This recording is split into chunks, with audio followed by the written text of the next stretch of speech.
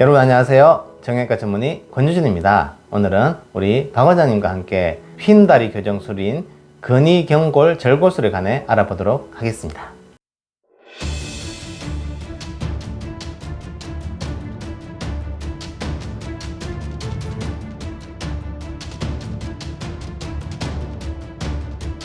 우리가 일반적으로 말하는 O자형 다리 혹은 휜다리라는 게 무엇입니까? 말 그대로 이제 다리가 딱 네. 일자야 되는데 이렇게 O자로 피는 거고요. 예. 이게 보통 자가 진단을 해볼 수 있는 방법이 무릎 예. 쭉 있으면은 예. 요게 이렇게 딱 쫙 폈을 때 붙어야 되는데 네. 이 O자로 하면 벌어집니다. 그렇죠. 이게 주먹 하나가 딱 들어갈 정도 벌어지면 O자형 다리인가 하고 한번 의심을 해보셔야 됩니다. 아, 직접 해볼 수 있겠네요. 예. 똑바로 일어선 상태에서 자기 무릎 사이에 주먹이 하나 들어간다. 그럼 예. 다리가 O자형 다리 혹은 휜다리라고 볼 수 있는 거네요. 근데 그렇다고 해서 그걸로 진단하는 건 아니고요. 아, 예. 실제로 진단하는 거는 우리가 그 병원에 오면은 이제 네. 그 다리 길이 전체를 찍는 엑스레이가 있습니다. 아, 예. 엑스레이 찍어서 우리가 이제 체중선이 있거든요. 네. 체중선이 대퇴골투에서 네. 발목까지, 발목 중앙까지 네. 이제 선을 딱 긋는데 아, 그 선이 예. 선이 요 중간에 인대 뒤쪽에 있는 산이 있는데 그 사이로 딱 떨어져야 됩니다. 네. 그래야지 딱 일자 다리다 라고 하는데 예. 그게 이 선이 요 선이 여기 있습니다. 예, 요 선이 요렇게 안쪽으로 쭉 들어오면 이건 O자 다리입니다. 네, 이렇게 펴었을 때. 예, 이게 바깥쪽으로 가면은 X자 다리. X자 다리. 예. 이렇게요. 예. 예.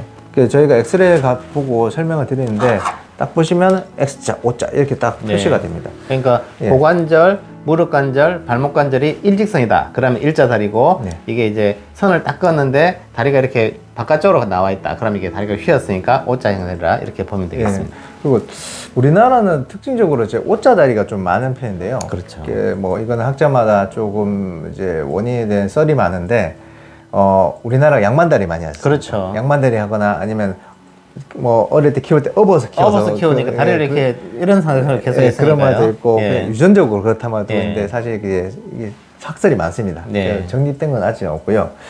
그 다음에 이제 이 O자 다리가 된 문제가 뭐냐면은 네. 이게 보통 보면 우리가 무릎에 네. 요 양쪽에서 체중을 지탱하는 부위가 있는데 그렇죠. 원래 정상적인 무릎은 내측에서 60, 70% 예. 바깥쪽에서 30, 40% 지탱하게 네. 됩니다. 그런데 이게 O자로 되면은 다리가 이렇게 되죠. 네. 이렇게 되면은 안쪽이 더 지탱하는 힘이 더 커지게 그렇죠. 됩니다. 한 90%. 네. 이상 되니까. 이건 한 20%. 예.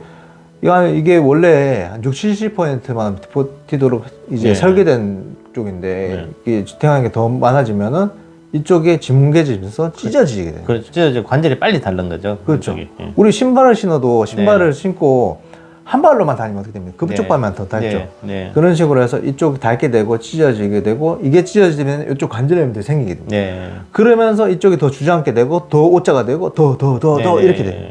그래서 진행하는 예. 예.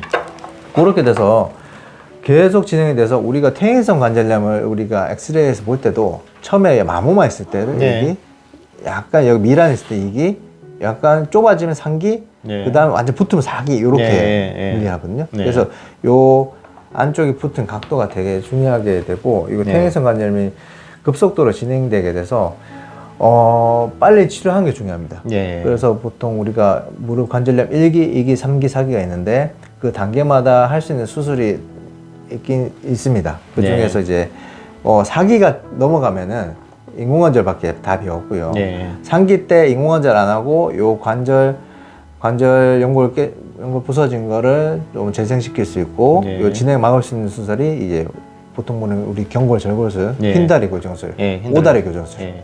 그런 수술입니다. 네. 그러면 휜다리 교정술 혹은 근위경골 절골술을 언제 어떤 경우에 주로 시행하게 되는가요? 그게 보통 이제 우리나라에서는 이제 적응증이 뭐냐면 안쪽에 네. 그 관절염이 있고 안쪽만 통증이 치료해도 이제 호전이 되지 않고 네. 그 다음에 이제 그 각도 변형이 한 5도 이상 돼야 됩니다. 네. 5도 이상 돼야 되고 이게 중요한 게 하나가 있는데 나이가 만 70세가 넘으면 이 수술을 못하게 되어 있습니다. 네. 못하게 됐습니다. 의료 보험 처리가 안 되는 거죠? 예. 그러니까 비교적 젊으신 분들에 네. 대해서 이제 인공관절로 진행 안 되게 자기 관절을 써서 살릴 수 있도록 네. 하는 수술이라고 생각하시면 됩니다. 네. 휜다리 교정술은 어떻게 하는 수술입니까? 보통 이제 상위 경골 절골술, 네. 이제 명칭 근위 경골 절골술이라고 하는데, 네. 여기 보시면은 다리가 이렇게 됐을 때, 네. 요거를 이 선을 따라서 요렇게 뼈에 금을 내 가지고, 네. 그다음에 한 8mm에서 15mm 정도 요 간격을 벌립니다. 아, 안쪽을 벌려줘서. 예, 벌려서 이렇게 네. 틀어지도록 이 다리 정렬에 딱 맞춰주는 수술입니다. 네. 예. 그 휜다리 수술 혹은 근위 경골 절골술 수술을 할 때 추가적인 어떤 시술이나 수술을 같이 하는 경우도 있습니까? 예. 네. 그 보통 보면은 아까 네. 말씀드렸듯이 요게 안 연골, 네. 연골의 퇴행성 변화, 연골이 그렇죠. 깨지는 거랑 예. 연골판이 찢어진 거랑 같이 동반된다고 했습니다. 아, 동반돼 있죠. 그래서 이제 원래 자기가 쓰는 무릎으로 돌리기 위해서는 연골판도 꼬매주고 네. 연골도 이게 재생시켜주는 수술, 예. 줄기세포 수술이라고 그러죠. 네. 그런 수술도 같이 동반. 줄기세포는 아니면 그 다발성 천공술이라 그래서 네, 맞습니다. 연골 재생시키는 그런 시술도 같이 예, 그런 수술 같이 병행해서 병행해서 보통 시술하고 해서 더 기능을 좋게 그렇게 하고 있습니다. 근위 경골 절골술 혹은 휜다리 교정술의 장점이 어떤 게 있을까요? 이게 무릎 하는 의사로서는 이제 네. 그 무릎은 네. 사실 인공관절 요 수술은 그렇죠. 최후의 수술입니다. 네. 최후의 수술. 맨 마지막에 하는 수술이죠. 제가 인공관절을 되게 많이 하긴 하지만 제일 싫어하는 수술입니다. 네. 왜냐하면 이거는 하면은 이제 그 운동 능력도 떨어지고 통증은 되게 좋아집니다. 네. 통증은 되게 좋아지고 뭐 그동안 괴로웠던 게 해방되긴 하는데 운동 능력도 떨어지고 뭐 이 기타 등등 포기해야 되는 부분이 많이 생깁니다. 근위경골 절골술은 이게 무릎 상태가 예. 인공관절 해야 되는 상태 직전 진행되기 무릎에 대해서 전에. 예. 그 진행을 막고 예. 자기 무릎 관절을 연골을 살려서 약간 정상에 가깝게 돌려서 운동도 할 수 있고 일도 할 수 있고 기능 그렇죠. 회복을 다 도모할 수 있다는 그런 장점이 있습니다. 그렇죠. 예. 그러니까 이제 퇴행성 관절염이 있을 때 하는 이제 수술인데 인공관절에 비해서 근위 경골 절골술은 자기 관절을 살리니까 아무래도 네. 인공관절이 아무리 뭐 기능이 좋다 그래도 본인 관절이 더 좋지 않겠습니까? 예, 그래서, 우리도 예. 뭐 치과 가보신 분들 계시지만 그렇죠. 뭐 이에 충치가 생겼는데 충치가 생겨서 이걸 놔뒀다가 임플란트 하는 것보다 그렇죠. 충치를 떼우고 뭐 약간 뭐 찌우고 하는 게 훨씬 더 낫지 않습니까? 예, 알겠습니다. 그런 무슨 뜻인지. 예. 예. 퇴행성 관절염이 있을 때 모든 환자분들께서 휜다리 교정술을 할 수 있는 건 아니지 않습니까? 네. 휜다리 교정술을 할 수 없는 경우에는 어떤 경우가 있을까요? 이게 아까 내측성 그렇죠. 관절염을 계속 말씀드렸지 그렇죠. 않습니까? 이게 양측성으로 관절염이 있는 아. 경우에는 못하면 이게 바깥쪽을 쓸 수 있게 돌리는 건데 네. 바깥쪽에 이미 관절염이 있으면은 네. 이거 축을 틀어봤자 이제 큰 소용이 없습니다. 아, 그러니까 내측에 국한된 관절염이 있을 때만 하는 거지. 예, 내측, 외측 전체적인 관절염이 있을 때는 이거 해봤자 소용이 없다. 그때는 이제 인공관절을 해야 되는 상황이다. 이런 말씀이시네요. 예, 그리고 이제 안쪽에 관절염이 있는데 네.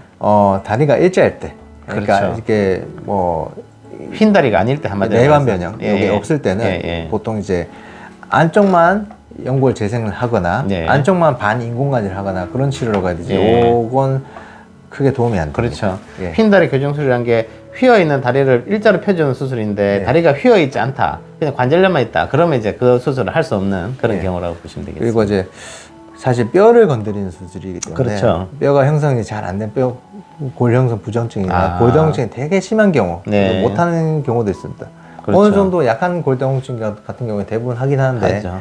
뭐 이제 만지면 부스러지는 그 정도 그 정도면 뼈는 이제 네, 하면 쇠판을 대더라도 이렇게 다시 주저앉거나 그럴 수가 있기 때문에 그리고 이제 무릎 기능 자체가 원래 이게 정상적으로 각도 다 나오고 했는데 구축이 좀 심하거나 네. 이렇게 했을 때 못 하고요. 예. 이게 그리고 또 하나 더 이게 체중이 되게 중요합니다. 네. 너무 심한 비만이나 체중이 크신 분들은 이게 무너지거나 그렇죠. 또 나중에 부작용이 심하기 때문에 그것도 일단 이제 체중 조절부터 먼저 하는 게 맞습니다. 네.